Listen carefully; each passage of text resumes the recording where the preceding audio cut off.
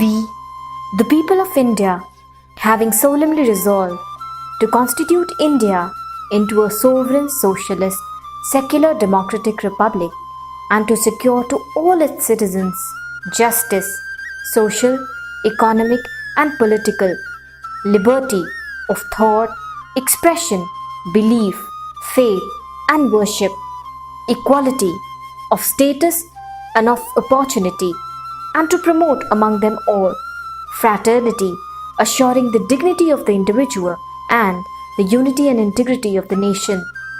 In our Constituent Assembly, this 26th day of November 1949, do hereby adopt, enact, and give to ourselves this Constitution. Into justice, liberty, fraternity, equality, है ना। Justice किस बात का दिया जाएगा हमको? Social, economic, political, है ना। Liberty of thought, expression, belief, faith and worship, equality of status and opportunity and to promote among them all, and fraternity assuring dignity and unity and integrity of the nation. यानी कि देखो, मैंने आपको 5 चीजें बताई। वो 5 चीजें कौन कौन सी बताई मैंने आपको? Sovereign, socialist, secular, democratic and Republic. Sovereign क्या होता है? सोवेरियन जो होता है वो ये होता है कि हमारे देश में कोई भी हेरिडेटरी या मोनार्की सिस्टम नहीं होगा, यानी राजा का बेटा राजा नहीं बनेगा, है ना। शासन हम लोगों के द्वारा किया जाएगा, तो हमको ही इलेक्ट किया जाएगा और प्रॉपर इलेक्शन होंगे। और हेरिडेटरी और मोनार्की का क्या सिस्टम होता है कि जहाँ राजा का बेटा राजा बने। आज भी ऐसी कुछ कंट्रीज, अरब कंट्रीज में हम देखेंगे तो वहाँ राजा का बेटा राजा बन रहा है, वहाँ कोई इलेक्शन नहीं हो रहे, है ना, वहाँ कोई गवर्नमेंट नहीं बनती। लेकिन हमारा जो देश है, यहाँ पर क्या होंगे? इलेक्शन होंगे। यहाँ कोई हेरिडेटरी, कोई मोनार्की सिस्टम नहीं होगा, है ना। फिर सोवेरियन के बाद आया सोशलिस्ट। सोशलिस्ट वर्ड हमें बताता है कि एक वेलफेयर स्टेट जो है वो कैसे बनाया जाए, लोगों के हित में किस तरीके से काम किया जाए, वेलफेयर सोसाइटी कैसे बनाई जाए। तो सोशलिज्म का मीनिंग यही होता है कि लोगों के हित में, सोसाइटी के हित में, कम्युनिटी के हित में काम करना, है ना। फिर आया सेक्युलर वर्ड। सेक्युलर वर्ड हमें ये बताता है कि a state has no religion, यानी कि किसी भी स्टेट का कोई रिलीजन नहीं होगा, है ना। हम स्वतंत्र हैं, हम इंडिपेंडेंट हैं, है ना। हमारे पास फ्रीडम है कि हम अपने खुद के रिलीजन को फॉलो करें। हमें कोई रोक टोक नहीं सकता कि आप उस रिलीजन को फॉलो नहीं कर सकते या उस रिलीजन को फॉलो नहीं कर सकते।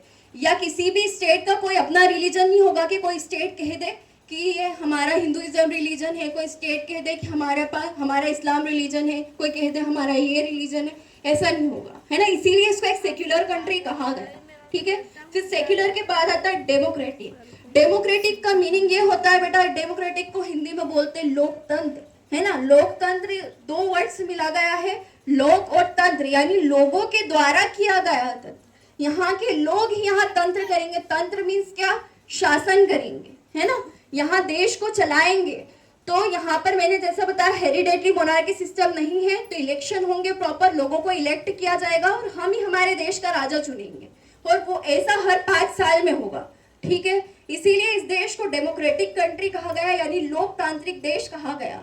और लास्ट में हम लोग बात करेंगे रिपब्लिक की। तो रिपब्लिक क्या होता है? रिपब्लिक ये होता है कि किसी भी हमारे इस देश के अंदर जो हेड होगा, हेड ऑफ द कंट्री होगा, वो क्या होगा? इलेक्टेड पर्सन होगा, है ना। ऐसा नहीं कि आपने किसी को भी बना दिया, उसको प्रॉपर इलेक्ट किया जाएगा इलेक्शन के थ्रू।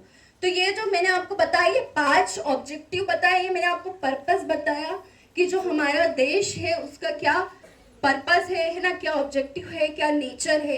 ये हम लोगों ने नेचर के बारे में समझ लिया।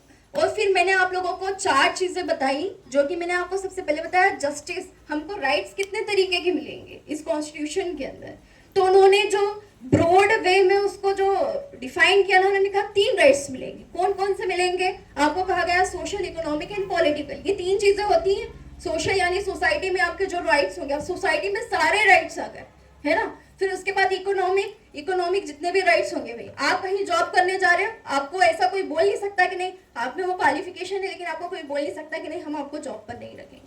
क्वालिफिकेशन है भाई आपके अंदर, है ना। तो उस बेसिस पे आपको कोई गवर्नमेंट ये नहीं बोल सकती कि नहीं यहाँ पे तो सिर्फ इस पर्सन को या इस कास्ट, इस कैटेगरी के लोगों को या इस रिलीजन के लोगों को ही जो है जॉब दी जाती, ऐसा नहीं होगा, ठीक है। फिर उसके बाद हम लोगों ने बात की पॉलिटिकल, यानी कि पॉलिटिक्स के अंदर भी ऐसा नहीं होगा कि यहाँ पे सिर्फ इसी धर्म के, इसी रिलीजन के जो लोग हैं वो आएंगे और वही जो है पॉलिटिकल सिस्टम के अंदर वर्क करेंगे, ऐसा भी नहीं होगा, है ना। हम लोग देखते हैं ऐसी मुस्लिम पार्टीज भी बहुत सारी हैं, हिंदू पार्टीज हैं, अलग अलग पार्टीज हैं हमारे देश में, और सभी को अधिकार है कि वो अपनी पॉलिटिकल पार्टी को क्या करें, प्रैक्टिस करें, है ना, प्रमोट करें, सारी चीजें कर सकते हैं। तो ये 3 तरीके के राइट्स दिए गए, सोशल, इकोनॉमिक, पॉलिटिकल, है ना। अब लिबर्टी के अंदर मैंने आपको क्या बताया, liberty of thought, expression, belief, faith and worship, यानी कि हमें सोचने का अधिकार है, हमारी सोच पर कोई काबू नहीं, मतलब कोई रोक नहीं लगा सकता, कोई प्रतिबंध नहीं लगा सकता, है ना। हम किसी भी तरीके से अपने थॉट्स को एक्सप्रेस कर सकते हैं, ठीक है। फिर उसके बाद उन्होंने क्या कहा, हमें अपना जो रिलीजन है वो प्रैक्टिस और प्रोपेगेट करने की आज़ादी। हम मुस्लिम, हमारा रिलीजन इस्लाम है, तो हम अपने रिलीजन को प्रैक्टिस कर सकते हैं, हम उसका प्रचार प्रसार कर सकते हैं, है ना, हमको इससे कोई रोक नहीं सकता, ठीक है। फिर हम लोगों ने इसके बाद जो है वो बात की थी इक्वालिटी की, है ना। इक्वालिटी में उन्होंने क्या कहा कि equality of status and opportunity and to promote among them all, यानी कि आप लोगों को स्टेटस भी बराबर का दिया जाएगा और अपॉर्चुनिटी भी बराबर की दी जाएगी, है ना। किसी भी यानी रिलीजन, रेस और जेंडर के बेसिस पे कोई फर्क नहीं किया जाएगा, अपॉर्चुनिटी और स्टेटस बराबरी का दिया जाएगा, और उसके बाद सभी को बराबरी से प्रमोट भी किया जाएगा। और लास्ट चीज हमने जो बात की वो फ्रेटर्निटी के बारे में बात की, यानी कि भाईचारा, है ना। Fraternity assuring dignity in unity and integrity of the nation, यानी हमारे देश की, नेशन की जो यूनिटी, एकता और अखंडता है वो हमेशा बने रहेगी, कोई भी उसके अंदर आकर के उल्लंघन नहीं कर सकता, उसका कोई वायलेशन नहीं कर सकता, है ना। ये सारी चीजें होगी हमारे देश में, तो ये प्रीएम्बल में ही उन्होंने बता दिया। और लास्ट में जो प्रीएम्बल के वर्ड्स है वो क्या है, in our constituent assembly this day of 26 November 1949 do hereby adopt, enact and give to ourselves this constitution, यानी कि आज हम भारत के लोग ही हमारे देश को 26 नवंबर 1949 को हम अपने देश के संविधान को क्या कर रहे हैं, अडॉप्ट कर रहे हैं। अब देखो, बनकर तो 1949 में तैयार हुआ, तो फिर उसको इनेक्ट करने की जरूरत, हम क्या जो रिपब्लिक डे सेलिब्रेट करते हैं, गणतंत्र दिवस 26 नवंबर को, तो उस दिन लागू किया गया था। तो इतना वक्त क्यों रोका गया, तो उसका रीजन मैं आपको हिस्ट्री में बता चुकी हूँ कि लाहौर सेशन में जब सबसे ज्यादा वोट किसको मिले, पूर्ण स्वराज को मिले, फुल इंडिपेंडेंस को मिले, तो उस वक्त पंडित जवाहरलाल नेहरू ने ये कहा कि हम क्या करेंगे, आज के दिन को, यानी कि जनवरी 26 जनवरी को क्या करेंगे, हम लोग अपने देश को, मतलब इस दिन के नाम से याद रखेंगे कि आज हमने पूर्ण स्वराज की मांग की थी, तो वो उसी दिन को यादगार बनाने के लिए हमने अपने देश का संविधान उस दिन लागू किया। इतनी बात समझ में है आप लोगों के। अब कॉन्स्टिट्यूशन पर हम लोग आते हैं, तो कॉन्स्टिट्यूशन के अंदर हमें कुछ राइट्स दे करके रखे हैं, है ना। 6 फंडामेंटल राइट्स हैं।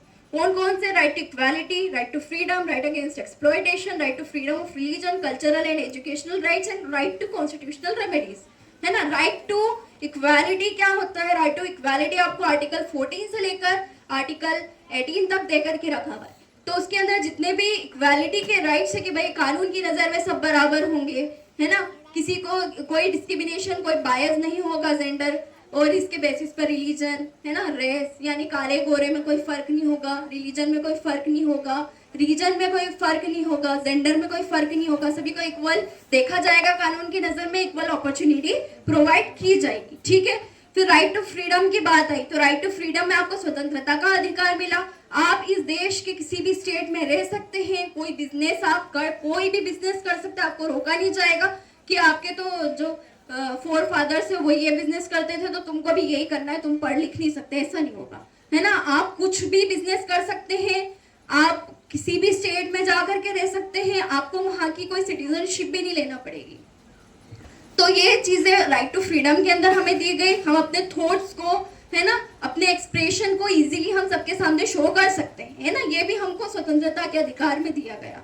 फिर हम लोग आते हैं राइट अगेंस्ट एक्सप्लॉयटेशन, यानी कि शोषण के विरुद्ध अधिकार, हमारा कोई शोषण नहीं कर सकता। अब शोषण किस तरीके से होता है, वर्क प्लेस पर अगर कहीं जगह किसी ने हमारे राइट को वायलेट किया या हमारे साथ कुछ बदतमीजी की या कुछ भी, इवन कुछ भी हुआ, है ना, तो वो हमारे साथ शोषण हो रहा है, तो वो हमारे साथ कोई नहीं कर सकता। अगर ऐसा होगा तो इसके जो खिलाफ है, इसके अगेंस्ट गवर्नमेंट क्या लेगी, एक्शन लेगी, क्योंकि हमारे फंडामेंटल राइट को कोई वायलेट नहीं कर सकता। और इसी के अंदर वही चीज भी आएगी कि कोई चाइल्ड लेबर नहीं करवा सकता, यानी कि छोटे बच्चे से किसी भी जगह ऐसा हजार्डस वर्क या कोई लेबर वर्क नहीं करवा सकता, क्योंकि उसकी एज क्या है, अभी कम है। चाहे वो खुद एक्सेंट दे दे कि हाँ ये मैं करूँगा, ये काम मुझे ज़रूरत है, लेकिन वो नहीं करवा सकते।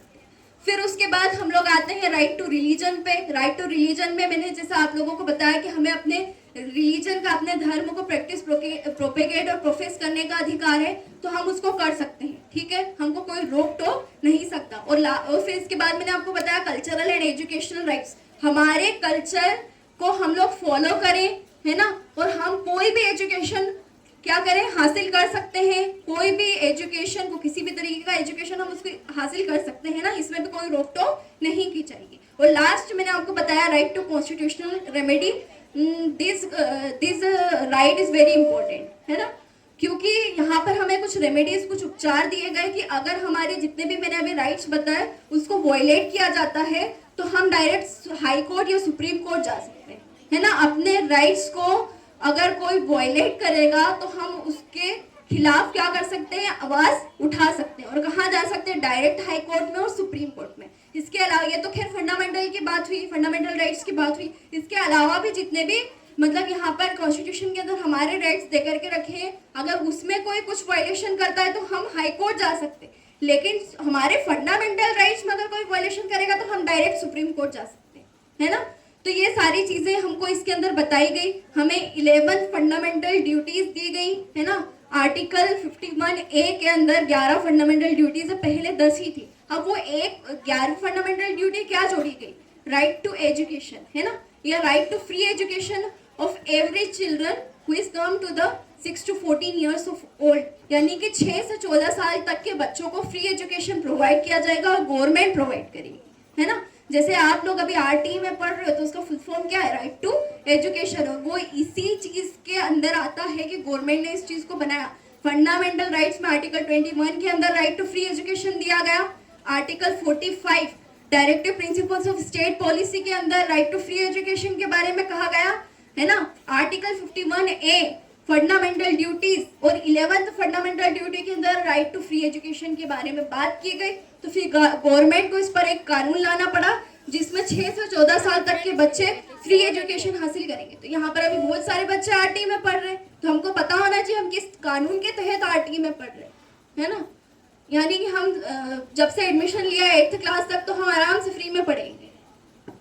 ये सारी चीजें हो गई, फंडामेंटल राइट्स हो गए। फंडामेंटल ड्यूटीज के बारे में हम थोड़ा सा जान लें कि फंडामेंटल ड्यूटीज होती क्या है ना। जहां पर हम अपने कॉन्स्टिट्यूशन का, है ना, अपनी नेशनल एंथम का, नेशनल फ्लैग का, इसका क्या करें, इज्जत करें, एहतराम करें। हमारे जो स्वतंत्रता सेनानी है उनका इज्जत करें, एहतराम करें। हमारे जो नेशनल हेरिटेज है, जितनी भी बड़ी बड़ी हमारे देश में जो बिल्डिंग्स बनाई गई है ना, उसका यानी देश की प्रॉपर्टी का हम क्या करें, बचा कर रखें। हमारे इन्वायरमेंट को साफ रखने की जो ड्यूटी है, इन्वायरमेंट के अंदर जितनी भी चीजें आ जाती है ना, जैसे जंगल आ गए हैं, फिर उसके बाद नदियाँ आ गई हैं, या जितनी भी गवर्नमेंट के अंडर भी जितनी चीजें आएंगी तो उन सबको साफ और स्वच्छ रखने की जिम्मेदारी किसकी है, हमारी है ना। तो ऐसी बहुत सारी ड्यूटीज हमें, मतलब 11 ड्यूटीज के अंदर बहुत सारी ड्यूटीज उन्होंने दे करके रखी है, जो कि हमारा कर्तव्य बनता है कि हम उसका क्या करें, पालन करें, ठीक है। तो ये सारी चीजें आप लोगों को समझ में आई। अब कॉन्स्टिट्यूशन में हम लोगों ने देखा कि आर्टिकल 1 से लेकर आर्टिकल 4 तक जो है वो क्या है, यूनियन टेरिटरीज के बारे में देकर के रखा है। आर्टिकल 5 से लेकर आर्टिकल 11 के अंदर सिटीजनशिप के बारे में देकर के रखा है कि अगर हम भारत के नागरिक हैं तो हम किस बेसिस पे भारत के नागरिक हैं, या अगर कोई बाहर से आएगा तो वो यहाँ पर कैसे रहेगा, है ना। ये 2 चीजें उन्होंने इसमें बताई। फिर उसके बाद आर्टिकल 12 से लेकर आर्टिकल 35 के अंदर उन्होंने फंडामेंटल क्या दे करके रखे, राइट्स दे करके रखे। और आर्टिकल 36 से लेकर आर्टिकल 51 तक उन्होंने क्या दे करके रखे, directive principles of state policy, उसके अंदर भी राइट्स दे करके रखे। अब आप लोगों से कभी कोई ये पूछ ले कि देखो फंडामेंटल राइट्स है, फंडामेंटल, और फिर उसके बाद क्या, directive principles of state policy है, तो इन दोनों में क्या डिफरेंस है, दोनों में ही राइट्स दिए हैं। तो आप क्या बोलोगे, फंडामेंटल राइट्स को हम क्या करवा सकते हैं, इन्फोर्सिएबल करवा सकते हैं, कहाँ पर, कोर्ट्स में। और जो directive principles of state policy है हम उसको कोर्ट में इन्फोर्सिएबल नहीं करवा सकते, बस दोनों में यही बेसिक डिफरेंस है। समझ में आया आप लोगों को इतना? तो कॉन्स्टिट्यूशन डे के अंदर आप लोगों ने क्या क्या चीजें सीखी?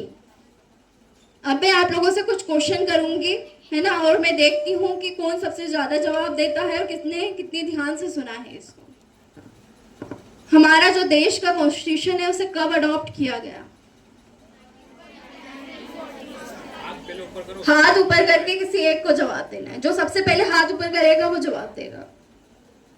खड़े हो बेटा। हाँ हाँ, वेरी गुड। और हमारे देश में जो है इसका इनेक्टमेंट कब हुआ?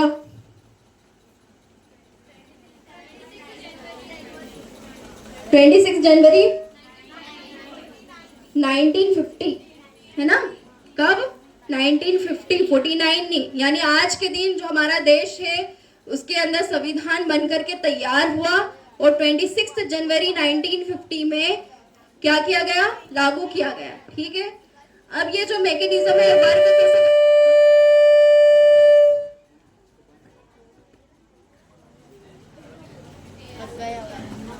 ये जो मैकेनिज्म है,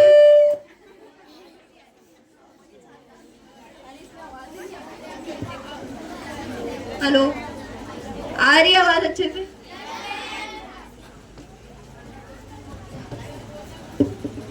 देखो हम लोग थोड़ा सा बेसिक मैकेनिज्म के बारे में जान लेते हैं, है ना, कि हमारे जो देश है उसमें किस तरीके से गवर्नमेंट वर्क करती है। तो क्लास 10th में तो कल ही बता चुकी हूँ, मैं पढ़ा चुकी हूँ, तो गर्ल्स को अच्छे से पता है, बाकी लड़कियों को भी पता होना चाहिए, है ना। तो हमारे देश में जो गवर्नमेंट है उसके ऑर्गन्स होते हैं, कितने होते हैं? Legislature, executive and judiciary. Legislature जो है कितने टाइप का है हमारे देश में? कितने तरीके का लेजिस्लेचर? और लेजिस्लेचर होता क्या है? कौन बताएगा मुझे? 10th क्लास की गर्ल्स को छोड़कर लेजिस्लेचर क्या होता है कौन बताएगा? बेटा अभी जो इतनी मैंने आपको भाषण दिया ना, कोई काम का ही नहीं है फिर, अगर लेजिस्लेचर नहीं बता पाओ तो। देखो लेजिस्लेचर वो होता है जहां कानून बनाया जाता है ना। क्या होता है? जहां कानून बनाया जाता है। अब आप लोग देख रहे हो भाई इतने नए नए कानून आ रहे, तो कहाँ से आ रहे? हवा में से आ रहे क्या? कहीं बन रहे हैं, है ना, एक प्रोसीजर को फॉलो किया जा रहा है, तो वहां से बन करके आ रहे हैं और हमारे ऊपर लागू हो रहे हैं। तो लेजिस्लेचर जो है वो कितने तरीके का है? 2 तरीके का है, एक स्टेट लेजिस्लेचर है और एक पार्लियामेंट है। पार्लियामेंट जो है वो सेंट्रल गवर्नमेंट के अंडर वर्क करता है, यानी पूरे देश के लिए जो कानून बनता है वो पार्लियामेंट में बनता है, और जो सिर्फ स्टेट के लिए कानून बनेगा वो कहाँ बनेगा? स्टेट लेजिस्लेचर में। ठीक है, अब आप लोग बोलोगे कि स्टेट के लिए अलग, फिर पूरे देश के लिए अलग, तो वो कैसे कानून होते होंगे? तो आप लोगों ने कॉन्स्टिट्यूशन के अंदर 3 लिस्ट के बारे में पढ़ा होगा, क्लास 6th से लेकर 10th तक हर हिस्ट्री की बुक में आती है वो क्वेश्चन, है ना। There are 3 list in the Indian constitution, है ना। और कौन सी लिस्ट होती है? वो होती है state list, union list and concurrent list. State list के अंदर जितने भी टॉपिक्स दे करके रखे हैं उस पर स्टेट गवर्नमेंट कानून बनाएगी, है ना। सेंट्रल गवर्नमेंट किस पर कानून बनाएगी? जो यूनियन लिस्ट के अंदर टॉपिक्स दे करके रखे हैं, और कॉन्करेंट लिस्ट में जितने टॉपिक्स दे करके रखे हैं उसके ऊपर कौन कानून बनाएगी? यूनियन और स्टेट दोनों ही बनाएगी, है ना। अब आप लोगों को मैं छोटे मोटे एग्जाम्पल दे देती हूँ कि कौन से टॉपिक स्टेट गवर्नमेंट के पास है और कौन से टॉपिक सेंट्रल गवर्नमेंट के पास है। तो सेंट्रल गवर्नमेंट जो है वो बैंकिंग के ऊपर जितने लॉज है, डिफेंस सिस्टम है हमारे देश का उसके ऊपर जितने लॉज है ना, मैरिज से रिलेटेड, डाइवोर्स से रिलेटेड जो लॉज है वो कौन बनाएगी? एजुकेशन से रिलेटेड जो है वो तो कॉन्करेंट लिस्ट में आता है ना। तो ये जो सारी चीजें हैं जो मेन टॉपिक है उसके ऊपर सेंट्रल, इवन के जो क्रिमिनल प्रोसीजर कोड होता है, क्रिमिनल लॉज है, उसके ऊपर भी कानून सेंट्रल गवर्नमेंट ही बनाएगी। जैसे आप लोगों ने सुना होगा इंडियन पीनल कोड, है ना, आईपीसी, ये किसके लिए कानून है? क्रिमिनल्स के लिए है ना। कोई भी ऐसे कोई क्रिमिनल यहाँ पर कोई ऑफेंस करेगा तो वो किसके द्वारा गवर्न किया जाएगा? उसी कानून के द्वारा किया जाएगा। ठीक है, तो ये सारे जो टॉपिक्स है उसके ऊपर सेंट्रल गवर्नमेंट बनाएगी। स्टेट गवर्नमेंट के बारे में आप लोग सोचोगे वो किस टॉपिक के ऊपर कानून बनाएगी? तो वो बनाएगी जैसे कि हमारे लोकल जो चीजें होती, जैसे पुलिस हो गया, ठीक है, एग्रीकल्चर हो गया, ट्रेड से रिलेटेड जो कानून हो गया, है ना, वो सारी चीजें कौन बनाएगा? जैसे इलेक्ट्रिसिटी से रिलेटेड कोई हो गई चीज तो उसके ऊपर स्टेट गवर्नमेंट बनाएगी। अब मैंने आपको बताया पार्लियामेंट, तो पार्लियामेंट जो है वो हमारे देश में सिर्फ एक ही है ना। और वो कहाँ पर है? दिल्ली में है। कहाँ पर है? दिल्ली में। तो अब मैं आपको थोड़ी सी प्रोसीजर बता दूं कि कानून किस तरीके से बनाया जाता है। अगर कोई नया कानून लाना होता है, जैसे कि अभी आप लोगों ने सुने होंगे रिसेंट में 3 कानून आए, भारतीय न्याय संहिता, भारतीय नागरिक सुरक्षा संहिता और भारतीय साक्ष्य अधिनियम 2023 के कानून है। इसको अमित शाह ने ड्राफ्ट किए थे और उसके बाद पार्लियामेंट में शो किए, है ना। तो जो अमित शाह है, होम मिनिस्टर हमारे देश के, उन्होंने ही इस कानून को ड्राफ्ट किए थे। तो उन्होंने जब इसको शो किए तो सबसे पहले कहाँ शो किए? लोकसभा में। लोकसभा में जो मेजोरिटी ऑफ द पीपल है, इनके द्वारा वोट किए गए और जो उनको लगा कि हाँ ये सही है, तो फिर वो पास होकर राज्यसभा में गए और राज्यसभा के लोगों को लगा हाँ ये सही है, तो वो पास होकर के किसके पास गए? प्रेसिडेंट के पास गए। और प्रेसिडेंट को भी लगा ये सही है, तो उन्होंने एक्सेंट दे दी कि ये पूरे देश में लागू होंगे, है ना। तो उसके बाद फिर लागू होते हैं। लेकिन अगर उसमें कहीं ना कहीं कुछ न कुछ एम्बिग्विटी आ गई, रिजिडनेस आ गई, तो फिर उसको जुडिशियल रिव्यू होगा। किसके द्वारा किया जाएगा? जजेस के द्वारा किया जाएगा, जुडिशरी के द्वारा किया जाएगा, है ना। अब आप लोग जुडिशरी के बारे में सोचोगे, अब ये जुडिशरी क्या वर्क करती है? तो जो जुडिशरी है वो किसके अंदर आती है? उसका एक अलग ही, जैसे कोई भी कंट्री के पिलर्स होते हैं ना, हमारे देश में जो कंट्री है उसके पिलर्स कौन कौन से? एक तो लेजिस्लेचर, एग्जीक्यूटिव, जुडिशरी और चौथा हम लोग बोलते हैं मीडिया को, है ना। ऐसे 4 पिलर्स बोलते हैं हम लोग। तो हम लोगों ने लेजिस्लेचर का वर्क समझा, स्टेट लेजिस्लेचर और पार्लियामेंट, है ना। एडमिनिस्ट्रेशन में कौन आ जाएंगे? प्रेसिडेंट आ जाएंगे, प्राइम मिनिस्टर आ जाएंगे, आईएएस, आईपीएस, आईएफएस जितने भी ऑफिसर्स हैं वो सब किसके अंदर आ जाएंगे? एग्जीक्यूटिव के अंदर आएंगे। और जुडिशरी के अंदर सारे कोर्ट्स आ जाएंगे, supreme court, high court, district court, tribunal, session court, है ना। जितनी भी चीजें हैं, कंज्यूमर कोर्ट, जितने भी इस तरीके के कोर्ट्स हैं वो सभी के सभी किसमें आ जाएंगे? जुडिशरी के अंदर आ जाएंगे। तो ये इस तरीके से जो है वर्क करता है कि एक दूसरे की चीजों को चेक करना, फिर उसके बाद उसको लागू करना। इसी तरीके से जब कोई स्टेट में कानून बनता है तो स्टेट लेजिस्लेचर में बनता है और वो भी इसी तरीके से पास होता है ना। तो आप लोगों को ये प्रोसीजर समझ में आ गई होगी कि कानून किस तरीके से बनता है और कैसे पास होता है। अब मुझे लग रहा है आप लोगों का इंटरेस्ट धीरे धीरे खत्म हो रहा है क्योंकि बातें शुरू हो गई। तो अब वापस मैं क्वेश्चन करने लग जाऊंगी आप लोगों से।